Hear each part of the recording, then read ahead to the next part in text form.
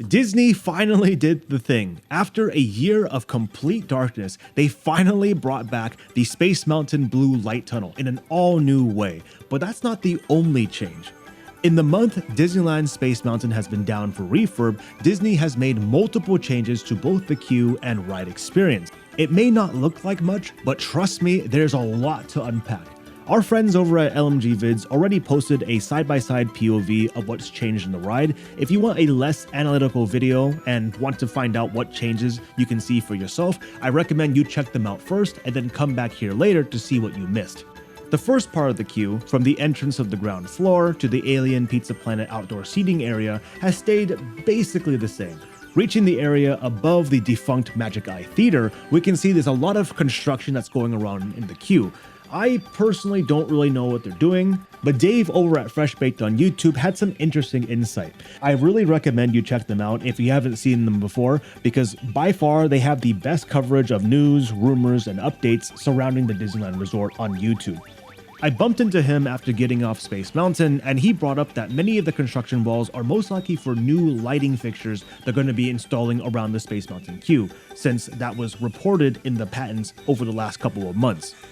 There's also a lot of construction walls around many of the blue canopies and a couple of small blue boxes closer to the base of Space Mountain. But if I were to guess, I would think that they're removing the tripping hazard the canopies potentially create.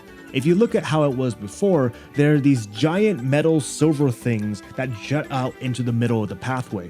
While it's not directly in front of the guest, it still might be a tripping hazard for kids or adults who are walking or running outside of the chain link fence, which actually tends to happen a lot when the line gets too long. As for the tiny little boxes closer to the mountain section, my best guess is that they're installing new floor lights that will shine up against this area.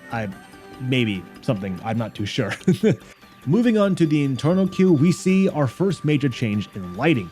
The blue lighting on the left wall is finally working again. I'm not too sure if this was repaired or if it was just something they just never run in the morning. I usually visit Space Mountain in the morning to avoid crowds, so I never see how this area looks at night. These lights might be switched on at night, but I know for a fact that they were never switched on in the morning, which is a great change in my honest opinion. Another small change is that the ceiling lights have gone from blue to red. Moving into the queue, we can see that the lighting package has changed drastically. This is due to the new lighting Imagineers have installed. The old queue used to be extremely dark, so dark in fact that they had to use these ceiling work lights for extra visibility, which gave the queue this kind of weird yellow look. In the new queue, the lights on the side were replaced with these beefier thematic lighting. These lights, as you can see, create a much better purple and red looking environment, and they don't rely on those pesky little ceiling lights for help anymore. Another change Disney made to the indoor section of the queue was to replace the entire floor. Previously, the floor was really smooth. It was perfectly fine on a normal day, but when it rained, it became a massive slipping hazard. So much so, they usually had 15 to 20 of those floor mat cover things that were all around the queue. It was really bad. Today, that's no longer an issue, since the floor is now anti-slip. It's much more grippy compared to before. It does make it harder for me to record now since I can't really ninja walk without tripping on the floor, but overall it is a great change, especially when it comes to the rainy season. The queue after the merge has gotten a bit of an upgrade as well in terms of lighting. The lighting used to be a lot harsher back in the day. The tunnel was a really weird green, and the area where you would turn directly left into the load was just yellow. I don't know, it was really strange. The new lighting here looks a lot better, which I'm pretty sure is due to Disney switching to LEDs. LEDs are much more efficient, brighter, and overall give more creative control when it comes to coloring and lighting. And moving into the loading station, the lighting has also changed, however it's not as massive compared to other parts of the queue. One big thing I noticed though was that they added stars into the previously black panels in the forward and rear areas of the queue. It's a really simple effect where all they really did was just punch a bunch of holes into a black sheet, but it goes a really far way into creating a better atmosphere for the loading area. Getting onto the ride, we can see probably one of the biggest and honestly one of my most favorite changes in the loading area. Originally, every time a vehicle dispatched, the lights around the guest would just blink on and off. These are just red lights and it was a really basic effect. I mean, it was cool, there's nothing really wrong with it, but it wasn't really groundbreaking or anything. However, when a vehicle dispatches today, all the lights, including the ambient lighting, fade from a purple to red. And then as the vehicle turns the corner, they slowly fade back to purple. This is again thanks to the LED technology, which is able to be very easily synced together. Speaking of LED technology, that brings us to the part that most of you have probably been waiting for, the blue light tunnel. It's great that Disney finally brought back this effect in its entirety since it's been gone for so freaking long. However, the blue light tunnel is nothing like what we had before. If anything, it is a massive upgrade that has never been seen before, even compared to the original 2005 version. In the original, or should I say revamped 2005 version, the lights just turned off and on really fast. Then the revamped version in 2017 had all the lights in the tunnel turn on and off at the same time as the rockets move through the tunnel.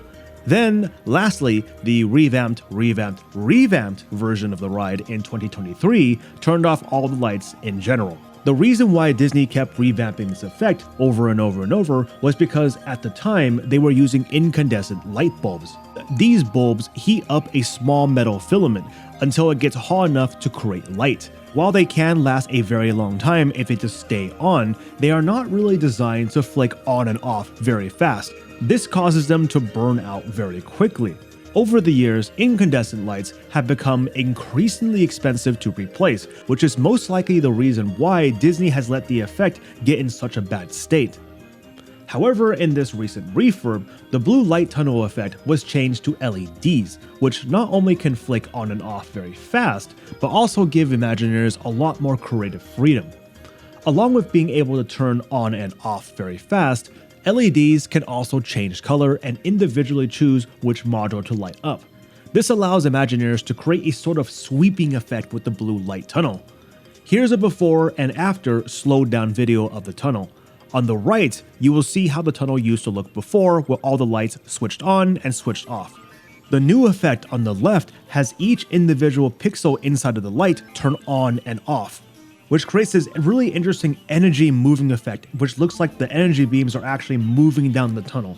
It's actually something I didn't notice until I was editing. It's a very subtle effect that really does a lot of work.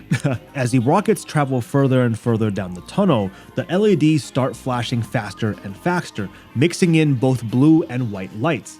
Finally, at the end, right before the second lift hill, all the LEDs flash white at the same time. This is kind of similar to what they do over in Florida, where they have the PhotoPass camera flash at the end of the blue light tunnel. However, I think our effect is done so much better because of the LEDs. LEDs allows for so much more storytelling to be done throughout the ride. I think these lighting changes, along with the rest of the changes throughout the ride, are a great addition to Space Mountain. They add so much more atmosphere and honestly just make the ride feel like a completely different attraction. Coming back around to the changes, after the blue light tunnel, there aren't really any other effects that really changed majorly. There were some things that they fixed, like for example, the cars don't really squeak anymore as they go around the corners of the ride. Some of the disco balls seem to not be working anymore, and they also repaired the return tunnel. But beyond that, that's really all they really changed. Most of the ride is kind of the same. But now I'm curious, what do you think of all these changes? Let me know in the comments down below, and don't forget to like and subscribe if you want to see more videos like this about theme parks.